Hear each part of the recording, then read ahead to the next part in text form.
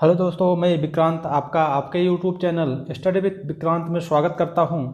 और दोस्तों, आज हम इसमें देखेंगे सामान्य विज्ञान में। और दोस्तों, सामान्य विज्ञान में हम 75 इंपॉर्टेंट क्वेश्चन 75 इंपॉर्टेंट क्वेश्चन दोस्तों डिस्कस करेंगे। और दोस्तों, यह क्वेश्चन आपको एनटीपीसी, रेलवे में तथा एसएससी बैंक और यूपी पुलिस, यूपीएसआई तथा बिहार एसआई जो भी परीक्षाएं हैं दोस्तों, उनके मद्देनज़र हम बना रहे हैं। और दोस्तों, इन प्रश्नों को आपको मेरे साथ 2 से 3 बार बोलना है। 2 से 3 बार बोलने के बाद आपको याद हो जाएगा। आपको रटने की ज़रूरत नहीं है, केवल इसे आप हमारे साथ 2 से 3 बार बोलिए। और दोस्तों, आप इसे बोलने के बाद आपको पूरा याद हो जाएगा, इसलिए आपको बोलना है, आपको बोलना अवश्य है दोस्तों हमारे साथ 2 से 3 बार। आपको रटने की ज़रूरत नहीं है, बस केवल बोलना है। तो शुरू करते हैं पहला क्वेश्चन। और दोस्तों, इन सभी क्वेश्चन को हम इम्पोर्टेंट क्वेश्चन ही लिए हैं, तो इन सभी क्वेश्चनों को आपको देखना है शुरू से लेकर के अंत तक, कोई भी आपको क्वेश्चन ड्रॉप नहीं करना है। तो शुरू करते हैं पहला क्वेश्चन। पहला क्वेश्चन है, फाइलेरिया में मनुष्य का कौन सा ग्रंथि प्रभावित होता है? फाइलेरिया में मनुष्य का कौन सा ग्रंथ प्रभावित होता है? तो दोस्तों, फाइलेरिया में जो ग्रंथ प्रभावित होता है उसे हम कहते हैं लसिका ग्रंथि। तो दोस्तों, लसिका ग्रंथ प्रभावित होती है। दूसरा क्वेश्चन है, पायरिया किस प्रकार का रोग है? पायरिया किस प्रकार का रोग है? तो दोस्तों, पायरिया है प्रोटोजोअल प्रकार का रोग। प्रोटोजोअल प्रकार का रोग। तो प्रोटोजोअल प्रकार का रोग है पायरिया। अब हम आते हैं तीसरा क्वेश्चन। तीसरा क्वेश्चन है, फ्लोरोसिस। फ्लोरोसिस रोग किससे संबंधित है? फ्लोरोसिस रोग किससे संबंधित है? तो दोस्तों, यह संबंधित है दांतों की दुर्बलता से। दांतों की दुर्बलता से संबंधित है फ्लोरोसिस रोग। चौथा क्वेश्चन है, मलेरिया परजीवी की खोज किसने की थी? मलेरिया परजीवी की खोज किसने की थी? ए लिब्रेरान। तो दोस्तों, इसकी खोज की थी लिब्रेरान ने। अब हम आते हैं पांचवा क्वेश्चन। पांचवा क्वेश्चन है, बीसीजी के आविष्कारक कौन थे? जो बीसीजी जो टीका होता है दोस्तों, उसके आविष्कारक थे, उनका नाम था यूरिन कालमेन। यूरिन कालमेन नाम है उनका। बीसीजी के जो आविष्कारक हैं उनका नाम है यूरिन कालमेन। छठा क्वेश्चन है, किस रोग में जीवाणु बच्चों के श्वसन नली में एक झिल्ली बनाकर अवरोध उत्पन्न करते हैं? जो किस रोग में जीवाणु बच्चों के श्वसन नली में एक झिल्ली बनाकर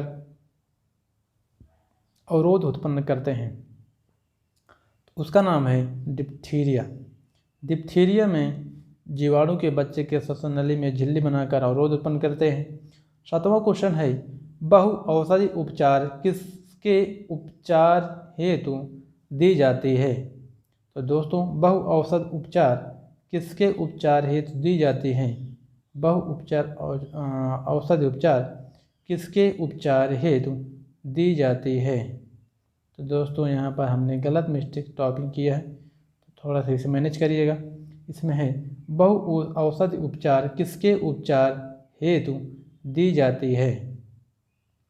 तो इसमें आपका है कुष्ठ रोग निवारण हेतु बहु औषधि उपचार दी जाती है। आठवां क्वेश्चन है, सिफिलिस गोनोरिया तथा एड्स को किस प्रकार का रोग कहा जाता है? सिफिलिस गोनोरिया तथा एड्स को किस प्रकार का रोग कहा जाता है? लैंगिक संचारित रोग। लैंगिक संचारित रोग कहा जाता है सिफिलिस गोनोरिया तथा एड्स को। तो दोस्तों, ये है AIDS। इसका फुल फॉर्म है acquired immunodeficiency syndrome. Acquired immunodeficiency syndrome. अब हम आते हैं नौवां क्वेश्चन।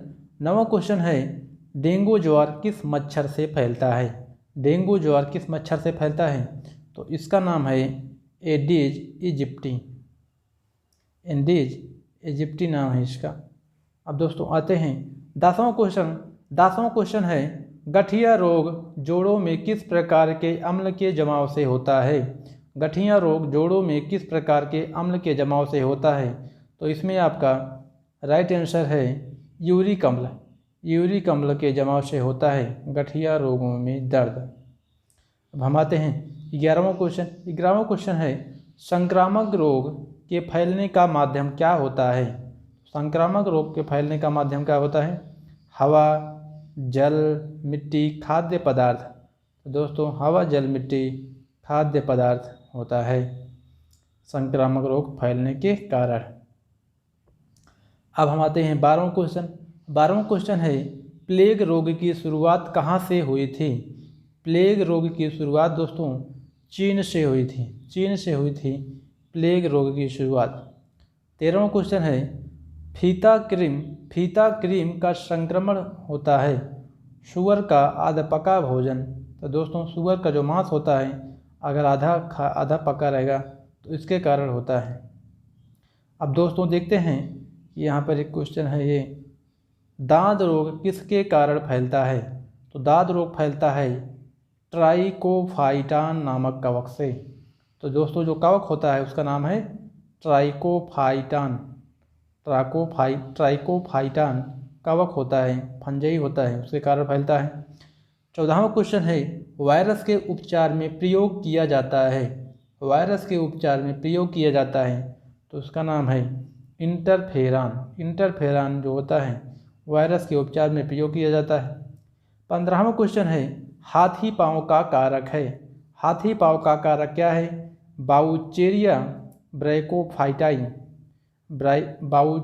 बाउचेरिया ब्रैकोफाइटाई जो कवक कारक है इसके वजह से होता है। 16वां क्वेश्चन है पोलियो का विषाणु कौन से ऊतक को नष्ट नहीं करता है? पोलियो का विषाणु कौन से ऊतक को नष्ट नहीं करता है? तो इसका नाम है मेरुरज्ज के पृष्ठ श्रृंग को नष्ट नहीं करता है पोलियो का विषाणु। 17वां क्वेश्चन है ब्लड कैंसर को क्या कहा जाता है? ब्लड कैंसर को क्या कहा जाता है? इसका नाम है ल्यूकीमिया।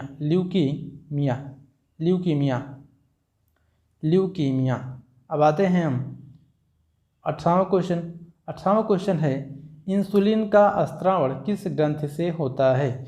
इंसुलिन का स्त्रावण किस ग्रंथि से होता है? तो दोस्तों अग्नाशय ग्रंथि से होता है इंसुलिन का स्त्रावण। 19वां क्वेश्चन है मनुष्य का परिसंचरण तंत्र कैसा होता है? मनुष्य का परिसंचरण तंत्र कैसा होता है? तो दोस्तों बंद एवं दोहरा होता है मनुष्य का परिसंचरण तंत्र। 20वां क्वेश्चन है हृदय की दीवार से कौन सा सिरा रक्त लाता है? हृदय की दीवार से कौन सा सिरा रक्त लाता है? तो कोरोनरी सिरा जो होता है दोस्तों यह हृदय की दीवार से रक्त लाता है। 21वां क्वेश्चन है हृदय को रक्त पहुंचाने का कार्य कौन करता है? हृदय को रक्त पहुंचाने का कार्य कौन करता है? तो वो करता है कोरोनरी धमनी। कोरोनरी धमनी जो है हृदय को रक्त पहुंचाने का कार्य करता है। 22वां क्वेश्चन है हृदय की धड़कन है। हृदय की धड़कन है संकुचन एवं शिथिलन। हृदय की धड़कन संकुचन एवं शिथिलन है। अब हम आते हैं 23वां क्वेश्चन। 23वां क्वेश्चन है सबसे बड़ी लसिका ऊतक है प्लीहा। तो सबसे बड़ी जो लसिका ऊतक है वह है प्लीहा। अब हम आते हैं 24वां क्वेश्चन। 24वां क्वेश्चन है लैंड स्टीनर। दोस्तों यहाँ पे हमने लैंड स्टीनर लिखा है, आप इसे स्टीनर बना लीजिएगा। लैंड स्टीनर एवं बीनर ने रक्त में एक अन्य प्रकार के एंटीजन का पता लगाया था। दोस्तों लैंड स्टीनर ने एवं बीनर ने रक्त में एक अन्य प्रकार के एंटीजन का पता लगाया था जिसका नाम था RH फैक्टर। RH फैक्टर का पता लगाया था लैंड स्टीनर एवं बीनर ने। अब हम आते हैं 25वां क्वेश्चन। 25वां क्वेश्चन है WBC का निर्माण कहाँ होता है? WBC का निर्माण होता है लिम्फ नोड में। तो दोस्तों जिसे हम वाइट ब्लड सेल्स कहते हैं। 26वां क्वेश्चन है रक्त दाब की खोज किसने की थी? तो दोस्तों रक्त दाब की खोज की थी हेल्स ने खोज की थी रक्त दाब की। 27वां क्वेश्चन है एक व्यक्ति का रक्तदाब कितना होता है? एक व्यक्ति का रक्तदाब कितना होता है? तो 120 मैक्सिमम और मिनिमम होना चाहिए 120। अब दोस्तों हम आते हैं 28वां क्वेश्चन। 28वां क्वेश्चन है रक्तदाब मापने का उपकरण है। रक्तदाब मापने का उपकरण है स्फेग्नोमीटर। रक्तदाब जो मापने का उपकरण है उसका नाम है स्फेग्नोमीटर।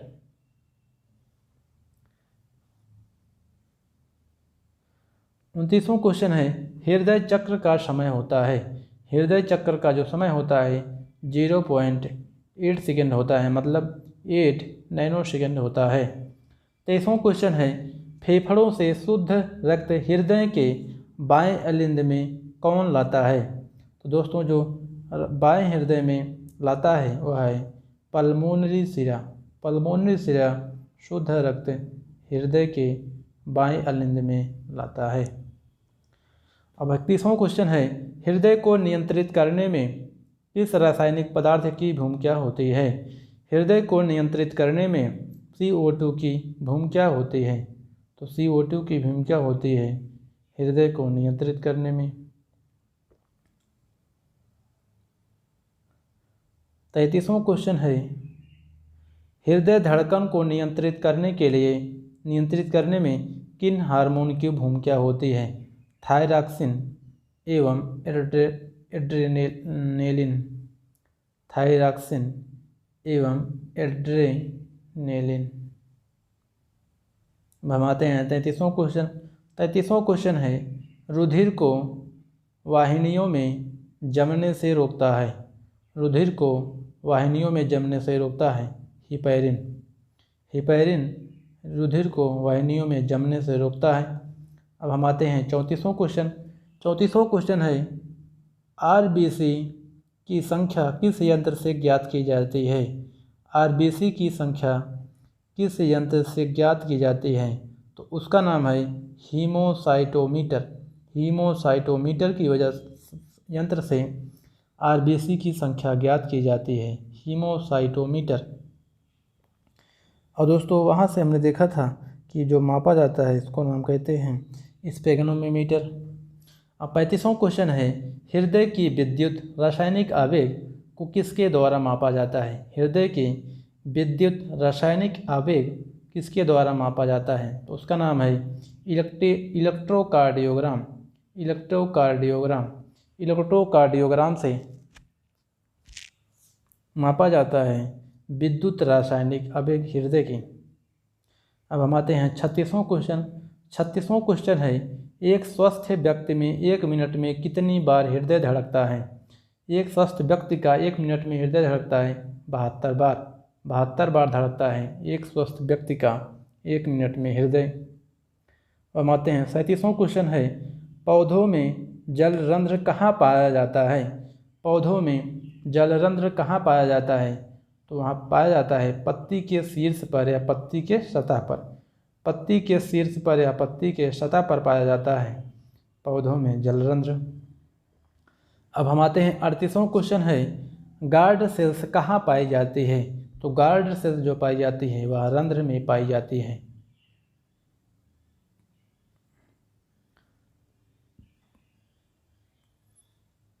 गार्ड सेल्स रंध्र में पाई जाती है। अब हम आते हैं 39वां क्वेश्चन। 39वां क्वेश्चन है पौधों द्वारा कुल अवशोषित जल का कितना प्रतिशत वाष्पोत्सर्जन द्वारा उड़ जाता है? कितना प्रतिशत वाष्पोत्सर्जन द्वारा उड़ जाता है? तो दोस्तों इसका जो राइट आंसर है वह है 99%। 99% पौधों का अवशोषित जल का दोस्तों वाष्पोत्सर्जन द्वारा उड़ जाता है। 40वां क्वेश्चन है पौधों के लिए वाष्पोत्सर्जन क्रिया है। पौधों के लिए वाष्पोत्सर्जन जो क्रिया है ये एक आवश्यक बुराई है। अब 41वां क्वेश्चन है रंध्र के खुलने व बंद होने की क्रिया में कौन सा सक्रिय भाग लेता है? तो दोस्तों पौधों की जो खुलने व बंद होने की क्रिया में पोटेशियम आयन K+ जो है यह सक्रिय भाग लेता है। 42वां क्वेश्चन है कार्बन डाइऑक्साइड की सांद्रता बढ़ने पर रंध्र पर क्या प्रभाव पड़ता है। कार्बन डाइऑक्साइड की सांद्रता बढ़ने पर रंध्र पर क्या प्रभाव पड़ता है। तो दोस्तों यह बंद होने लगता है, तो बंद होने लगते हैं। अब हम आते हैं 43वां क्वेश्चन। 43वां क्वेश्चन है ऑक्सीजन की खोज किसने की थी। ऑक्सीजन की खोज किसने की थी।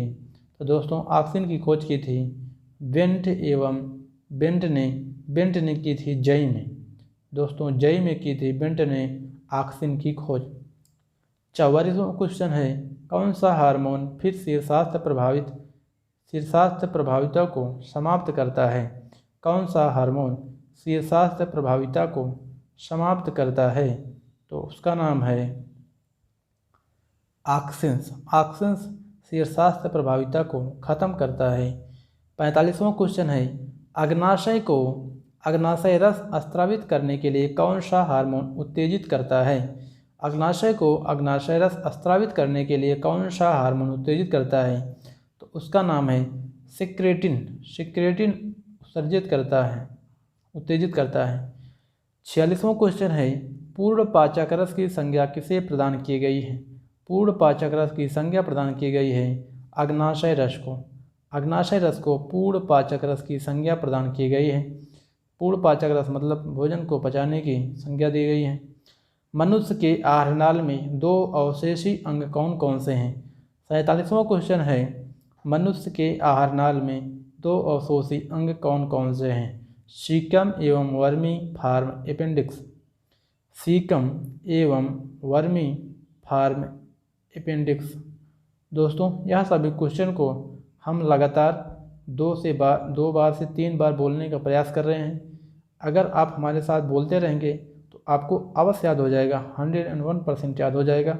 इसलिए आपको मैं बार बार कहता हूँ, आप चीज़ें जो बोल देंगे वह आपको याद हो जाएगा। इसलिए हर क्वेश्चन को आप हमारे साथ 2 से 3 बार बोलिए।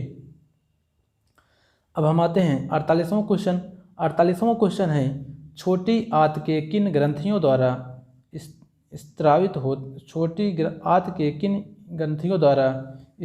होता है। तो छोटी आंत किन ग्रंथियों के द्वारा स्त्रावित होता है। उसका नाम है ब्रूनर्स ग्रंथियाँ।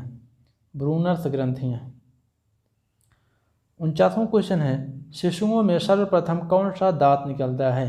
तो शिशुओं में सर्वप्रथम दांत निकलता है मध्यवर्ती इंसाइजर दांत निकलता है। 50वां क्वेश्चन है आमाशय की भित्ति से कौन सा हार्मोन स्त्रावित होता है। आमाशय की भित्ति से कौन सा हार्मोन स्त्रावित होता है। तो उसका नाम है गैस्ट्रिन है आमाशय की भित्ति से स्त्रावित होता है। 51वां क्वेश्चन है दांत की शिखर की परत अर्थात दांत की चमक किसके कारण होती है। तो दोस्तों इनेमल के कारण दांत की चमक होती है और दांत की मजबूती भी इनेमल तत्वों की वजह से ही होता है। 52वां क्वेश्चन है पौधों के किस भाग में जूट तंतु पाया जाता है। तो तने में जूट तंतु पाया जाता है। 53वां क्वेश्चन है वयस्क मनुष्य में कुल हड्डियों की संख्या कितनी होती है। वयस्क मनुष्य में दोस्तों कुल हड्डियों की संख्या होती है 206 हड्डियाँ होती हैं वयस्क मनुष्य में दोस्तों। और बच्चों में इनकी संख्या होती है 300। बड़े जैसे बड़े होते हैं बच्चे वैसे वैसे उनकी हड्डियाँ जुड़ती रहती हैं। तो इस प्रकार से अंत में 206 हड्डियाँ बची रह जाती हैं। 54वां क्वेश्चन है कान की कुल हड्डी कितनी होती है। तो दोस्तों कान की कुल हड्डी होती है 26 हड्डी होती है कान की कुल। अब हम देखते हैं 55वां क्वेश्चन है पसलियों की हड्डियों की संख्या। तो दोस्तों पसलियों की जो पसलियाँ होती हैं उनकी संख्या कितनी होती है। तो पसलियों की कुल संख्या होती है 24 होती है पसलियों की हड्डियों की संख्या। 56वां क्वेश्चन है सबसे लंबी हड्डी का नाम क्या है। तो दोस्तों सबसे लंबी हड्डी का नाम है फीमर नाम है सबसे लंबी हड्डी का नाम फीमर। दोस्तों ये फीमर जो होती है वह जांघ में पाई जाती है पैर के ऊपरी हिस्से में। अब हम आते हैं 57वां क्वेश्चन है सबसे छोटी हड्डी का क्या नाम है। सबसे छोटी हड्डी का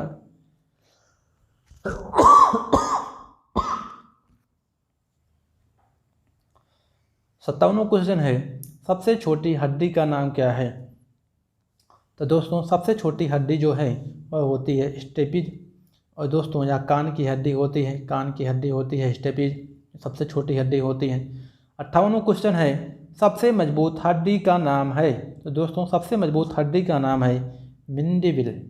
दोस्तों यहाँ जबड़े की हड्डी होती है, इसका नाम है मैंडिबल, मैंडिबल नाम है इसका।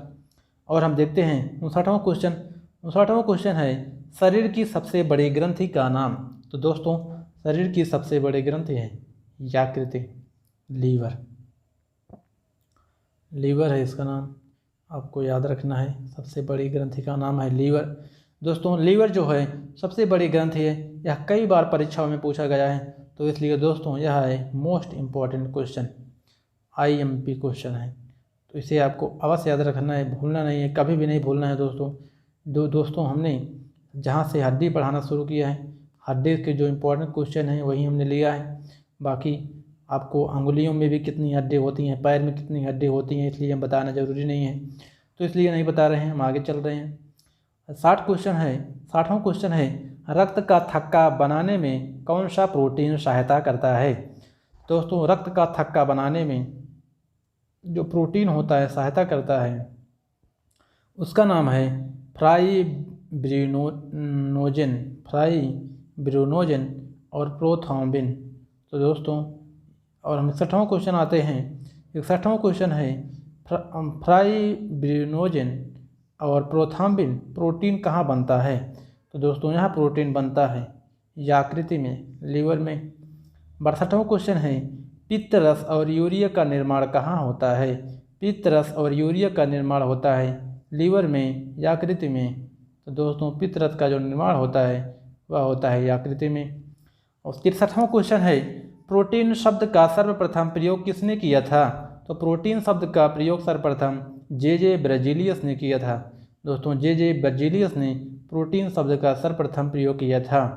64वां क्वेश्चन है, विटामिन शब्द का सर्वप्रथम प्रयोग किसने किया था? विटामिन शब्द का सर्वप्रथम प्रयोग फंक ने किया था। दोस्तों फंक ने और कई विटामिनों को भी खोजा है, उसे हम विटामिन के चैप्टर में पढ़ेंगे अलग से। अब हम आते हैं 55वां क्वेश्चन। 55वां क्वेश्चन है, वसा में घुलनशील विटामिन है? तो विटामिन A, D, E के, विटामिन A, D, E के वसा में घुलनशील विटामिन है, वसा में घुलनशील विटामिन A, D, E के हैं। 56वां क्वेश्चन है, जल में घुलनशील विटामिन है? तो दोस्तों कई बार परीक्षाओं में स्पष्ट रूप से ये पूछ लिया जाता है कि जल में घुलनशील विटामिन तथा वसा में घुलनशील विटामिन। दोस्तों यार बच्चे बहुत कंफ्यूज हो जाते हैं, इसलिए हमने इसे भी क्वेश्चन को लिया है। तो विटामिन C एवं विटामिन B के जो समूह हैं, चाहे B1, B2, B3, B4 ये सब विटामिन के समूह हैं, वह जल में घुलनशील विटामिन हैं। 57वां क्वेश्चन है, ऊर्जा संबंधित विटामिन? दोस्तों किससे हमें ऊर्जा मिलती है, क्या चीज़ खाने से? वह है B1, दोस्तों यहाँ पर लिख लीजिएगा B2, B3, B4, B5, B6। और 58वां क्वेश्चन है, रुधिर का pH मान कितना होता है? तो दोस्तों रुधिर का pH मान होता है 7.4। तो 7.4 होता है pH होता है रुधिर का। अगर दोस्तों 1 से 6 तक है तो अम्लीय होगा, अगर हम 7 देखें तो 7 है उदासीन, और 7 से अगर 1 भी ज़्यादा होता है तो क्षारीय होता है। दोस्तों pH जो स्केल होता है वहाँ पर 1 से 14 तक अंक दिया रहता है। तो दोस्तों जो pH का नाम अगर हम देखें फुल तो उसका नाम है परऑक्साइड हाइड्रोजन। 59वां क्वेश्चन है, रक्त का रंग लाल क्यों होता है? रक्त का रंग दोस्तों लाल होता है हीमोग्लोबिन के कारण। दोस्तों बहुत बार परीक्षाओं में पूछा गया है कि रक्त का रंग लाल क्यों होता है, तो हीमोग्लोबिन के कारण होता है रक्त का रंग लाल। 60वां क्वेश्चन है, रुधिर का निर्माण कहाँ होता है? तो रुधिर का निर्माण होता है मीसोडर्म में। तो दोस्तों रुधिर का निर्माण होता है मीसोडर्म में, मीसोडर्म में रुधिर का निर्माण होता है। अब हम आते हैं 61वां क्वेश्चन। 61वां क्वेश्चन है, लाल रक्त कणिकाओं का कब्र किसे कहा जाता है? तो दोस्तों लाल रक्त कणिकाओं को जहाँ कहा जाता है कब्र वह है प्लीहा एवं यकृत। प्लीहा में कहा जाता है? लाल रक्त कणिका की कब्र। अब देखते हैं 62वां क्वेश्चन। 62वां क्वेश्चन है WBC की आयु कितने दिन की होती है? तो दोस्तों WBC की आयु कितना है, या अभी हम देख सकते हैं WBC की जो आयु है दोस्तों वह 2 से 6 दिन है।